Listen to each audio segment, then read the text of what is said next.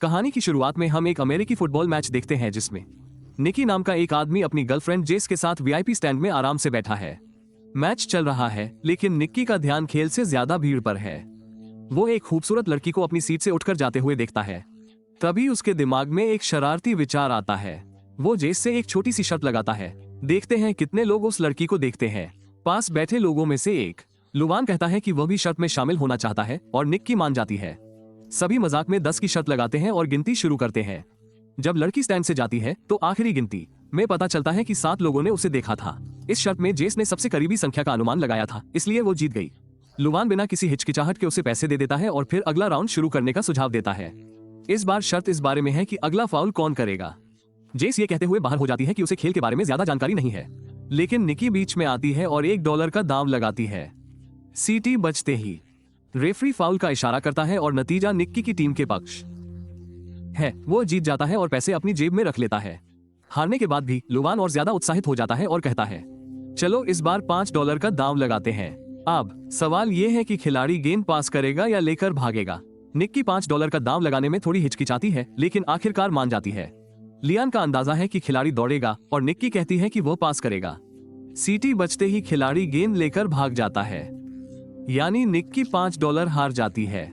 अब निक्की तय करती है, कोई बात नहीं, $500, चलो यहीं रुकते हैं, और जेस को कॉफी पीने के लिए बुलाती है। वो जाना चाहता है लेकिन लेवान जिद करता है। वो कहता है, तुम वीआईपी लाउंज में बैठे हो, तुम्हारे पास पैसे हैं। $500 पर परेशान क्यों हो रहे हो? चलो एक और दांव लगाते हैं, इस बार $10,000 का। आखिरकार निक्की मान जाती है। अब सवाल ये है कि खिलाड़ी अगला पास सही लगाएगा या नहीं। निक्की हाँ कहती है लेकिन दूसरी टीम पास रोक लेती है।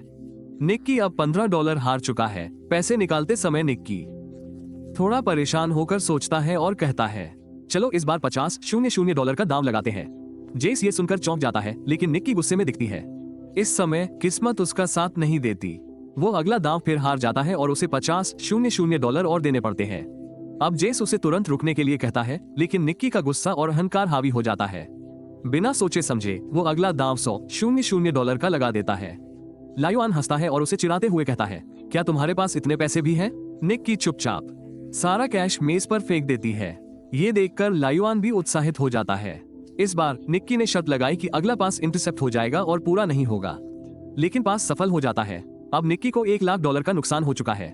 उसे समझ नहीं आ रहा कि इस झंझट से कैसे निकला जाए। जेस भी उसके व्यवहार से हैरान है, लेकिन अब खेल बहुत गंभीर स्थिति में पहुंच चुका है। निक्की कहती है, मेरे पास $10,00,000 बचे हैं, चलो सब दांव पर लगा देते हैं, देखते हैं इस बार कौन जीतता है।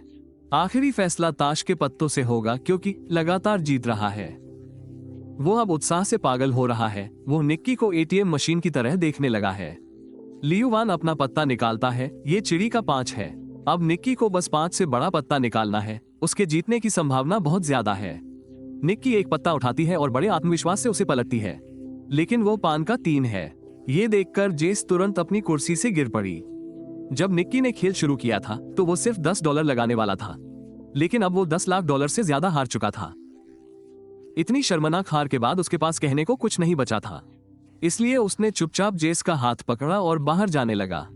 वो बहुत दुखी था, लेकिन लान उसे और भी ज्यादा चिढ़ाने लगा। से पंगा लेते हो तो यही होता है, मालिक। इस बार $20,00,000 का। अब बात थोड़ी अलग थी। निक्की ने चुनौती दी कि लियुआन दूरबीन की मदद से कोई भी खिलाड़ी चुन सकता है, और अगर निक्की ने उस खिलाड़ी का जर्सी नंबर सही बताया तो जीत उसकी होगी। लियुआन थोड़ा उलझन में पड़ गया। उसने कहा, यह तो दिमाग पढ़ने जैसा है। ऐसा लग रहा था जैसे निक्की खुद को हार के लिए तैयार कर रही हो। लियुआन को यह भी शक होने लगा कि शायद निक्की धोखा दे रही है। उसका शक दूर करने के लिए निक्की ने कहा, ठीक है, मैं अंदाजा नहीं लगाऊंगी, इस बार जेस लगाएगी। जेस ने गुस्से से निक्की को देखा। वो समझ नहीं पा रही थी कि क्या हो रहा है। उसने कहा, इतने सारे लोगों के बीच क्या संभावना है कि मैं सही जर्सी नंबर बता पाऊं? ये कहकर उसने जाने की कोशिश की, लेकिन लिवान के सुरक्षा गार्ड ने उसे रोक दिया और उनके बीच एक छोटी सी लड़ाई शुरू हो गई। जेस ने खुद को थोड़ा शांत किया। निक्की ने उससे कहा कि वो मैदान के चारों ओर देखे और जो भी नंबर उसे अपना लगे उसे बोल दे। लिवान ने दूरबीन उठाई और एक खिलाड़ी को चुन लिया। फिर जेस ने दूरबीन ली और पूरे मैदान को स्कैन किया। वो हर जगह जर्सी नंबर देख सकती थी। वो कैसे अनुमान लगा सकती थी? तभी उसकी नजर एक परिचित चेहरे पर पड़ी और उसे निक्की के शब्द याद आ गए कि उसे वो नंबर चुनना चाहिए जो उसे अपना लगे। उनके दोस्त फरहाद ने जर्सी नंबर 55 पहना हुआ था, की योजना का हिस्सा था। उसने नंबर 55 कहा और यह सही उत्तर था। जेस ये भी सोचने लगी कि निक्की को कैसे पता था कि लिवान उस नंबर को डन चुनेगा। रह गया। कार में निक्की ने जेस को बताया कि सब कुछ उनकी योजना का हिस्सा था। वे लंबे समय से लिवान पर नजर रख रहे थे। लिवान अपनी जुआ खेलने की बुरी आदतों के लिए उच्च समाज में जाना जाता था। वो अपने सामने रखी किसी भी शर्त को झटक देता था। निक्की की टीम ने पूरी योजना बनाई थी। जैसे ही लिवान अपने होटल के कमरे से बाहर निकला, उसके अवचेतन मन में 55 नंबर बैठ गया। सुरक्षा गार्ड के लेबल पिन पर 55 नंबर लिखा था। स्टेडियम जाने वाली सड़क के किनारे लगे साइन बोर्ड पर भी यही नंबर दिखाई दिया। उन्होंने उसे सिर्फ नंबर दिखाया ही नहीं, बल्कि उसे सुनाया भी। मैच देखने आते समय लिवान की कार में एक गाना बज रहा था जिसमें 55 नंबर बार बार आ रहा था। गाने में वो नंबर 124 बार बोला गया था, जो लिवान का ध्यान अपनी ओर खींचता रहा। उसे फरहाद की एक तस्वीर भी दिखाई गई थी जिससे दृश्य स्मृति बनाने में मदद मिली। इसलिए जब लिवान दूरबीन से देखता तो उसका मन स्वाभाविक रूप से उस नंबर की ओर चला जाता। 55 और जेस ने फरहाद को देखते ही 55 कहा। जेस को पहले से कुछ नहीं बताया गया था, इसलिए पूरे खेल के दौरान उसके हाव भाव स्वाभाविक रहे। इस तरह किसी को उस पर शक नहीं होगा। सब कुछ सुनने के बाद जेस निक्की से पूरी तरह प्रभावित हो गई। इसके बाद कहानी हमें कुछ दिन पहले ले जाती है। कुछ ही दिन पहले निक्की एक कमरे में बिस्तर पर लेटी थी और जेस उसके बगल में बैठा था और एक आदमी उसके सिर पर बंदूक तान रहा था। जेस उसके बगल में बैठा था जिससे उसकी मुलाकात हाल ही में हुई थी। यह साफ था कि किसी ने निक्की को फंसा लिया था, लेकिन उसके चेहरे पर डर का कोई निशान नहीं था। उसने शांति से कहा, मेरे पास एक भी पैसा नहीं है, अगर गोली चलानी है तो चलाओ। बंदूक वाले आदमी ने निक्की की प्रतिक्रिया देखी और तुरंत समझ गया कि यह आदमी चालाक है, उनसे भी ज्यादा चालाक, और उसका अंदाजा बिल्कुल सही था। निक्की एक माहिर ठग था जो छोटी मोटी चोरियां बड़ी कुशलता से करता था। जेस उसे बहला फुसलाकर उस कमरे में लाया था, लेकिन निक्की ने उसमें स्वाभाविक प्रतिभा देखी। उस समय जेस को कुछ समझ नहीं आया। जब बंदूक वाला चला गया तो निक्की ने जेस से कहा, तुम्हारे पास एक हुनर है, अगर तुम लोगों को ठगने की इस कला को निखार लो तो तुम बहुत आराम से जिंदगी जी सकती हो। निक्की ने कहा, यह हमारा खानदानी धंधा है, मेरे पिता, उनके पिता सब ठग थे, हम खून के रिश्ते से धोखेबाज हैं। हर चाल हमारे लिए एक खेल है। बिना समय गंवाए जेस ने कुछ पैसे निकाले और कहा, मैं तुमसे सीखना चाहता हूँ। निक्की मान गई। बाहर जाते हुए उसने जेस की एक अंगूठी चुरा ली और उसे पता भी नहीं चला। जब तक उसे समझ आया उसकी घड़ी भी गायब हो चुकी थी। जब उसने घड़ी अपने हैंडबैग में रखी तब तक निक्की उसका बटुआ ले चुकी थी। इन सब तरकीबों के बाद निक्की ने कहा, हाथ की सफाई, टाइमिंग और थोड़ी स्टाइल, बस इतना ही चाहिए इस काम के लिए। फिर निक्की ने उसे अलविदा कहा और चली गई। कुछ महीनों बाद जेस को न्यू ऑरलियंस में निक्की मिली, जहां उसने नई टीम बनाना शुरू किया था। उनकी मुलाकात असल में एक परीक्षा थी। वो देखना चाहता था कि जेस उसकी टीम में शामिल होने के काबिल है या नहीं। जब जेस मान गई तो निक्की ने उसे अपनी टीम के एक सदस्य के साथ मेले में भेज दिया। ये जेस का पहला प्रैक्टिकल था। उसने हाथ में नक्शा पकड़े लोगों से रास्ता पूछना शुरू किया। जब वो लोगों का ध्यान भटका रही थी, उसके साथी ने चुपके से एक पर्यटक के कैमरे का लेंस चुरा लिया। फिर टीम का एक और सदस्य जानबूझकर एक आदमी से टकरा गया और जेस ने उसका बटुआ ले लिया। जेस को अब अपनी चोरी करने की शैली में अधिक आत्मविश्वास महसूस होने लगा था। चॉपस्टिक का उपयोग करते हुए उसने एक अन्य महिला के बैग से उसका बटुआ निकाल लिया। सब कुछ इतनी आसानी से हुआ कि किसी को उन पर शक भी नहीं हुआ। निक्की इमारत की चोटी से सब कुछ देख रहा था। उसने टीम से जेस को अकेला छोड़ने के लिए कहा। अब अकेले उड़ने की उसकी बारी थी। जेस ने एक के बाद एक महंगी चीजें चुराना शुरू कर दिया। निक्की के मन में उसके लिए सम्मान बढ़ता ही गया। अब निक्की ने उसे एक और के साथ बड़ा काम दिया। चोरी किया गया कार्ड गुप्त रूप से टीममेट को भेज दिया जाता था, जहां एक उपकरण उसका डेटा कॉपी कर लेता था और फिर कार्ड मालिक की जेब में वापस आ जाता था। जब तक किसी को असल में कुछ समझ आता तब तक उनका पूरा खाता खाली हो चुका होता था। एक और घोटाला नकली एटीएम मशीन का था। जब भी कोई पैसे निकालता, एटीएम चुपके से उसका पिन सेव कर लेता था। बाद में फरहाद मशीन को हटाकर सारा डेटा चुरा लेता था। सभी चोरी किए गए क्रेडिट कार्ड अलग अलग श्रेणियों में बांट दिए जाते थे। उनसे महंगी विलासिता की चीजें खरीदी जाती थी और अंत में उनका डेटा ब्लैक मार्केट में बेच दिया जाता था। एक दिन जेस ने एक खूबसूरत हार देखा और उसे पहन लिया, लेकिन निक्की ने तुरंत उसे उतारने के लिए कहा। उसने सख्ती से समझाया कि सारी चीजें बेचनी होंगी, कुछ भी निजी तौर पर नहीं रखना है। जेस पहली बार इतने बड़े पैमाने पर धोखाधड़ी देख रही थी। चोरी के सामान के ढेर के बीच खड़े होने का एहसास अवास्तविक था। अगले दिन जेस और फरहाद एक अमीर इलाके से गुजर रहे थे। उनका काम था कार्रवाई करना, फरहाद अचानक बेहोश हो गया और जेस चिल्लाने लगी, प्लीज कोई हमारी मदद करो प्लीज। यह एक ध्यान भटकाने वाला खेल था जिसका इस्तेमाल टीम के बाकी सदस्य अपने आसपास के अमीर लोगों से चुराते थे। काम पूरा होने के बाद पूरी टीम एक एम्बुलेंस छिपाकर भाग निकली। पूरी योजना इतनी कुशलता से अंजाम दी गई कि किसी को कुछ पता ही नहीं चला। उस रात सबने मिलकर जश्न मनाया। निक्की ने सबकी तारीफ की क्योंकि उन्होंने सिर्फ एक हफ्ते में $12 लाख कमा लिए थे। अगले दिन टीम के सभी सदस्य अपने अपने रास्ते जाने की तैयारी कर रहे थे। दस्तावेज नष्ट कर दिए गए थे और निक्की ने सबको भरोसा दिलाया था कि कुछ ही दिनों में उनके पैसे उनके बैंक खातों में ट्रांसफर कर दिए जाएंगे। लेकिन टीम के पुराने सदस्यों को पता था कि निक्की का अभी एक आखिरी मिशन बाकी है। अगली सुबह निक्की जेस को स्टेडियम के वीआईपी लाउंज में ले गया। उसने जेस के सामने एक पूरा प्रदर्शन करके दिखाया कि कैसे वे कुछ ही मिनटों में $10 लाख कमा सकते हैं। अब तक जेस निक्की से प्यार करने लगा था। उसे लगा कि वो निक्की की गर्लफ्रेंड है और इसीलिए वो उसे ये सब दिखा रहा है, लेकिन उसने उसे सिर्फ अपने फायदे के लिए ग्रुप में शामिल किया था। जब सब कुछ खत्म हो गया तो निक्की ने उसे $80,000 नकद दिए और आखिरकार अलविदा कह दिया। जेस ने आंखों में आंसू लिए उसे देखा। उसका दिल टूट गया था क्योंकि उसे निक्की से प्यार हो गया था। साथ ही उसे ये भी लग रहा था कि $80 बहुत कम थे क्योंकि निक्की ने अभी अभी $10 लाख कमाए थे। लेकिन निक्की की दुनिया में भावनाओं के लिए कोई जगह नहीं थी। जेस को अब उसका असली रूप दिख गया था। लगभग 3 साल बाद रेस कार एक सर्विस स्टेशन पर रुकती है और हम निक्की को फिर से देखते हैं। उसकी आंखों में थकान थी और उसके चेहरे पर साफ दिख रहा था कि उसके पास पैसे खत्म हो रहे हैं। दोपहर के भोजन के दौरान उसकी मुलाकात रेस कार टीम के मालिक जॉर्ज से हुई। जॉर्ज की शोध टीम ने EXR नाम का एक नया एल्गोरिदम विकसित किया था, लेकिन वो अपनी जीत की संभावना बढ़ाने के लिए इसे बेहतर बनाना चाहता था, इसलिए उसने निक्की को काम पर रखा। योजना सरल थी। निक्की उनका मुख्य इंजीनियर होने का नाटक करेगी। फिर वे जॉर्ज और निक्की के बीच नकली लड़ाई का नाटक करेंगे ताकि दूसरी टीमें उनके जाल में फंस जाएं। इसके बाद निक्की प्रतिद्वंदी टीम को EXR का नकली संस्करण बेचेगी, जबकि जॉर्ज की टीम असली सिस्टम का इस्तेमाल करके आसानी से जीत जाएगी। सौदे के तहत निक्की को इस काम के लिए €10 लाख मिलने थे और नकली सिस्टम बेचकर जो पैसा उसने कमाया था वो भी उसका ही था। निक्की को ये काम एक मजाक लग रहा था। वो सोते हुए भी ऐसा घोटाला कर सकता था, लेकिन जॉर्जिस बटलर को उस पर जरा भी भरोसा नहीं था। उसने निक्की को सीधे धमकी दी और कहा, अगर तुमने कुछ भी गलत किया तो मैं सीधे तुम्हारे सीने में गोली मार दूंगा। निक्की ने टैक्सीडो पहना और उस शाम एक पार्टी में जाने के लिए निकल पड़ी।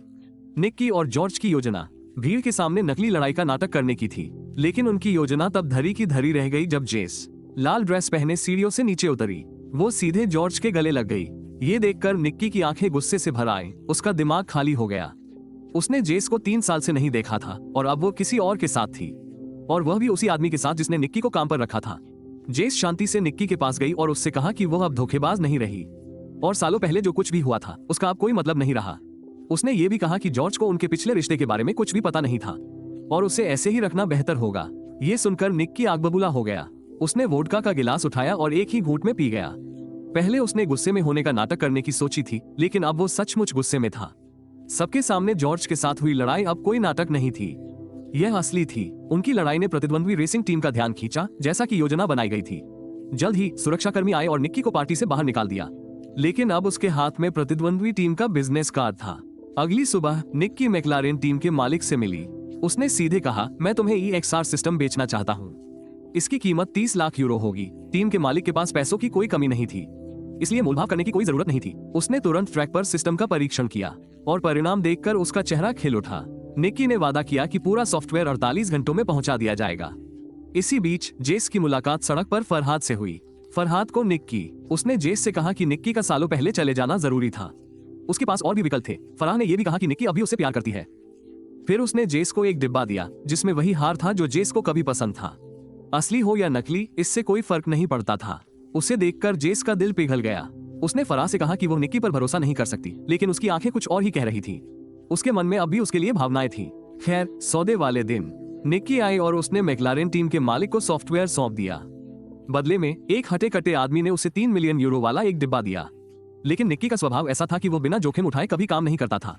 उसने चुपके से हर रेसिंग टीम को एक ही सॉफ्टवेयर की एक कॉपी बेची थी। हर हाथ मिलाने पर उसे और यूरो मिलते थे। जो भी उससे हाथ मिलाता था उसे लाखों मिलते थे। रेस शुरू होने तक किसी को अंदाजा भी नहीं था कि हर टीम को एक ही XR सिस्टम बेचा गया है। उस रात भागने के बजाय निक्की ने जेस को मैसेज किया कि अगर वो समय पर आ जाए तो वे बच सकते हैं। साथ में निक्की इंतजार करती रही, लेकिन कोई नहीं आया। जैसे ही उसने हार मानकर जाने के लिए मुड़ा, जेस प्रकट हुआ, लेकिन भागने में बहुत देर हो चुकी थी, क्योंकि उसी पल वही ताकतवर आदमी जिसने उसे मैक्लारेन टीम की ओर से 30 लाख यूरो दिए थे निक्की के सामने आ गया। असल में वो जॉर्ज का आदमी था। उसे सच्चाई पता चल गई थी कि निक्की ने नकली की बजाय असली सॉफ्टवेयर बेचा था। उसे 10 लाख यूरो की परवाह नहीं थी। अब उसने अपना पूरा रेसिंग गियर पहना और जानबूझकर निक्की की कार में टक्कर मार दी। भयानक दुर्घटना के बाद निक्की और जेस दोनों को पकड़ लिया गया। उन्हें बांध दिया गया और चोरी की सारी नकदी जॉर्ज के सामने रख दी गई। जॉर्ज गुस्से से लाल हो गया। उसने उस सॉफ्टवेयर को बनाने में 4 करोड़ खर्च किए थे और अब सब कुछ बर्बाद हो गया था। सबसे बुरी बात यह थी कि वो अभी भी समझ नहीं पा रहा था कि निक्की ने असली सॉफ्टवेयर कैसे चुराया था। जब निक्की ने कुछ नहीं कहा तो जॉर्ज ने जेस की नाक दबा दी, जिससे उसकी सांस रुक गई। ये देखकर निक्की टूट गई। उसने सब कुछ कबूल कर लिया कि कैसे उसने जेस को फिर से अपने प्यार में फंसाया था। उसके पुराने प्यार को फिर से जगा रहा है। उसने कहा कि उसने उसे वही हार दिया है जो उसे कभी पसंद था, लेकिन इस बार उसमें एक खास चिप लगी थी। जैसे ही जॉर्ज ने सॉफ्टवेयर खोला, उस चिप ने उसका पासवर्ड चुरा लिया और डेटा कॉपी कर लिया। ये सुनकर जेस का दिल टूट गया। उसके चेहरे पर आंसू बहने लगे, लेकिन जॉर्ज और उसके आदमी हंसने लगे। उन्हें कहानी पसंद आई, लेकिन उन्होंने उसकी एक भी बात पर यकीन नहीं किया। फिर जॉर्ज ने कहा, जेस असल में मेरी गर्लफ्रेंड कभी नहीं थी। मुझे पता है कि वो सिर्फ मेरे पैसों के लिए मेरे साथ थी। जेस ने कबूल किया कि वह जॉर्ज से प्यार का नाटक सिर्फ उसकी महंगी घड़ियों का संग्रह चुराने के लिए कर रही थी। निक्की हैरान रह गई। इसका मतलब था कि जेस ने निक्की को जलाने के लिए जॉर्ज से अपने प्यार का नाटक किया था। अब दोनों पकड़े गए। जॉर्ज ने बटलर की ओर मुड़कर पूछा कि निक्की ने सॉफ्टवेयर कैसे चुराया। जैसे ही निक्की ने अपना मुंह खोला, बटलर ने अचानक गोली चला दी। गोली सीधे निक्की के सीने में लगी। जॉर्ज का चेहरा पीला पड़ गया। वो घबरा गया और बटलर से बोला, मैं फिर से पैसे कमा सकता हूँ, लेकिन अगर मैं हत्या के जुर्म में पकड़ा गया तो मेरा अंत हो जाएगा। जॉर्ज ने जल्दी से बटलर को गोली मार दी और वहां से भाग गया। गोदाम में जेस बेकाबू होकर रो रही थी, लेकिन बटलर ने शांति से कहा, चिंता करने की कोई जरूरत नहीं है। मैं असल में निक्की का आदमी हूँ। असल में बटलर निक्की का पिता था। उसने गोली दिल के पास से आर पार नहीं, सावधानी से मारी थी। उसने घाव को टेप से सील कर दिया, सुई से अतिरिक्त खून निकाला और निक्की की छाती में हवा का दबाव संतुलित किया। अचानक निक्की ने आंखें खोली। वो जिंदा था। यह एक अजीबोगरीब योजना थी, लेकिन कामयाब रही। उनके पीछे पैसों का ढेर पड़ा था। तीनों गोदाम से निकल गए। निक्की असल में एक अनाथ थी और इसी आदमी ने उसका पालन पोषण किया था। इसी ने निक्की को धंधे के सारे गुर सिखाए थे। उनका नियम सीधा था, कभी भावुक मत होना। लेकिन अब निक्की को जेस से सच्चा प्यार हो गया था। बटलर ने दोनों को सड़क किनारे छोड़ दिया और सारा पैसा अपने साथ ले गया। निक्की के पास कुछ नहीं बचा था, लेकिन अस्पताल जाते समय उसने जेस के हाथ में कुछ चमकता हुआ देखा। वो जॉर्ज की 200,000 यूरो की घड़ी थी। निक्की ने उसकी तरफ देखा, जेस ने उसकी तरफ देखा और दोनों मुस्कुरा दी। ऐसी चालाकी और हाथ की सफाई, वे कभी भूखे नहीं रहेंगे, चाहे वे दुनिया में कहीं भी हों। अगर आपको वीडियो पसंद आया तो चैनल को लाइक और सब्सक्राइब करना न भूलें। अगले वीडियो में मिलते हैं।